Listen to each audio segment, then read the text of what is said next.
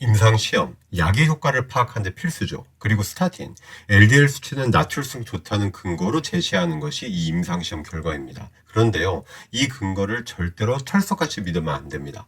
난파선에서 선장이 지금 탈출하지 않아도 돼 해도 각자 상황을 잘 파악하고 배에서 내릴지 말지 결정해야 합니다. 스타틴에서 선장은 제약회사와 심장학회죠.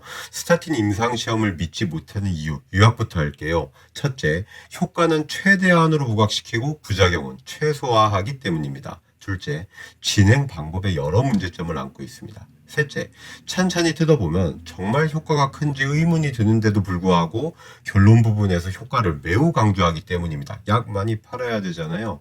여러분, 바로 이 내용 무엇이 생각나십니까? 바로 이렇게 생긴 감염병 있잖아요. 그래서 우리 이거 많이 맞았죠? 그런데 이에 대한 부작용, 임상시험에서 뭐라 하는지 아세요? 그냥 주사 부위에 통증, 붓기 정도만 있다 하고 써놓아요. 그런데 잘 아시잖아요. 저도 주위에서 뭔가 심각한 부작용 많이 봤습니다. 그런데 아직도 주사 부위 통증 그딴 거 말고 심각한 부작용에 대해 언급하는 논문 찾기 어려워요. 모름지기 약이란 먼저 부작용이 있냐 없냐 그리고 얼마나 심각하냐부터 따져야 합니다. 그 다음에 효과를 따져야 해요. 저는 현대의학 역사상 스타틴과 이 백신 두 가지를 치명적인 오류로 분류하고 싶습니다. 특정 그룹에서만 써야 되는데 말이죠. 모두 다 먹고 모든 땅 다 맞으래요. 이번 영상의 진행 순서는 다음과 같습니다. 첫째, 임상시험 자체의 문제입니다. 둘째, 스타틴 임상시험에서 드러나는 각종 문제입니다. 이 내용을 잘 알아야 정말 스타틴을 쓴 게 맞는지 제대로 판단할 수 있어요.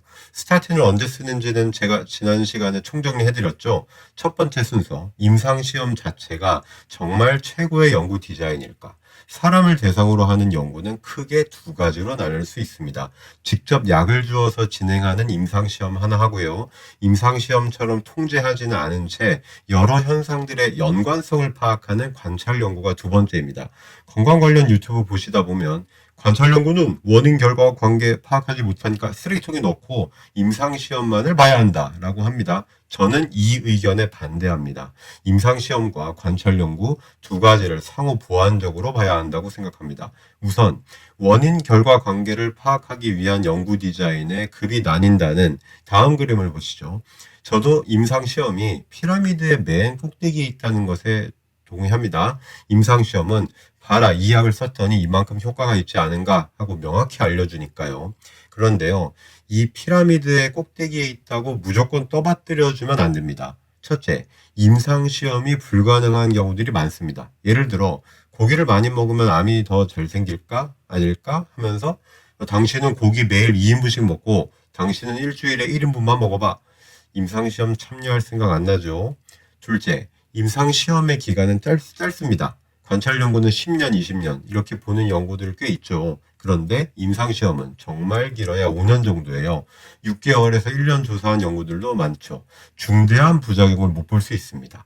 셋째, 이 둘째 단점에서 파생되는 것인데 제약회사에서는 효과가 나타나면 임상시험을 그 시점에서 종료해버려요. 그러면 효과가 더 두드러지게 나타나겠죠. 이 효과가 뭐예요? 예, 심장학회에서 주구장창 주장하는 가벼운 심혈관 질환 발생이에요. 자, 임상시험의 특징을 비유로 들을게요. 야구할 때 훈련으로 생각하면 돼요. 투수가 이만큼 잘 던진다? 감독이 이러겠죠.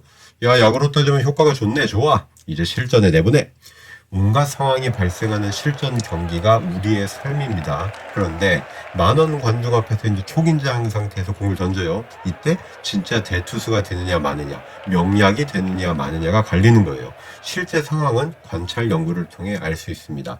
대표적인 예를 들게요. 약물 부작용하면 빠질 수 없는 탈리도마이드.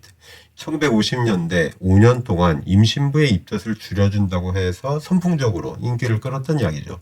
임상시험 통해 효과가 증명되었겠죠. 하지만 이 약을 먹은 엄마들에서 태어난 아기들의 팔다리가 없어지거나 짧아지는 무서운 부작용이 전 세계에서 12,000건 이상 보고됩니다. 그런데요, 미국에서는 단 17명의 기형아만 태어났습니다.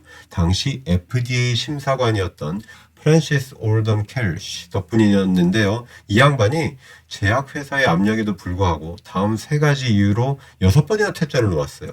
서류 부족, 자체 실험 자료 미달, 태아에게 미치는 영향을 충분히 검토하지 않음, 프란시스는 케네디 대통령으로부터 훈장까지 받았습니다. 인체에 직접 개입하는 치료법에 대해서 의사들은 이분과 같은 태도를 가져야 합니다. 스타틴 당연히 해당됩니다. 예방주사라든지 스타틴이라든지 시장에 출시된 다음에 나타나는 부작용은 임상시험의 세계가 아닌 관찰 연구의 틀에서 파악할 수 있습니다. 그리고 아무리 원인 결과 관계가 아니어도 상관관계가 있으면 그것도 아주 중요하죠. 상관관계 있는 것을 해나가도 결과가 똑같이 나타날 수 있잖아요. 또한 관찰 연구, 특히 코호트 연구는 쓰레기통에 들어갈 급이 아닙니다. 몇십만 명 이상 볼 수도 있고요. 다른 변수들을 최대한으로 통제하는 관찰 연구들 얼마든지 있습니다. 그래서 관찰 연구는 임상시험과 같이 꼭 봐야 합니다. 자, 이제 두 번째, 스타틴 임상시험의 이면을 들여다보죠. 절반 넘게 왔습니다. 잘 들어주십시오. 자, 첫째, 임상시험에서 원하던 결과를 얻지 못해서 믿지 못한다는 관찰 연구 디자인까지 끌어들인 대표적인 예를 들게요. Circulation이라고 저명한 저널에 실린 거예요. 영국 중년층 6,000명을 1차 예방용으로 조사한 겁니다. 약은 프라바스타틴 40mg이었고 5년 동안 임상시험 진행했어요. LDL 높은 기준 190이었습니다. 그런데 심혈관 사망이나 총사망 위험이 어때요? 190 이상인 경우도 스타틴의 효과가 없었습니다. 연구진들이 당황했겠죠. 그래서 포기하지 않고 20년 동안 대상자들을 더 추적 관찰했습니다. 오, 집념 대단해요. 결국 이런 결과를 얻었습니다. 심혈관 사망 25% 감소, 총사망 위험 18% 감소.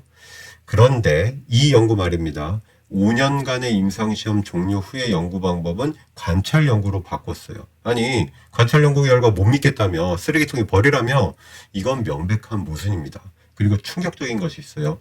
이 연구의 부록을 또 한번 보죠. 정말 꽁꽁 숨겨놨네. 5년간의 임상시험이 끝난 뒤 치료군과 대조군 모두에서 스타틴을 먹었다고 되어 있습니다. 그리고 관찰 연구에 해당하는 20년 동안의 스타틴 복용 변화는 연구진도 모르겠다고 되어 있어요. 와우. 엄청난 뒤죽박죽이에요. 그러면 20년 지난 시점에서 사망 위험이 낮아진 게 스타틴 때문인지 아닌지가 파악이 돼요? 안 돼요? 안 되죠. 또한 가짜 약을 먹은 대조군의 콜레스테롤 변화는 안 재어봤대요. 관찰 연구에 대해 공격하는 내용이 총 콜레스테롤 재고 니네 다시 안 재봤지입니다.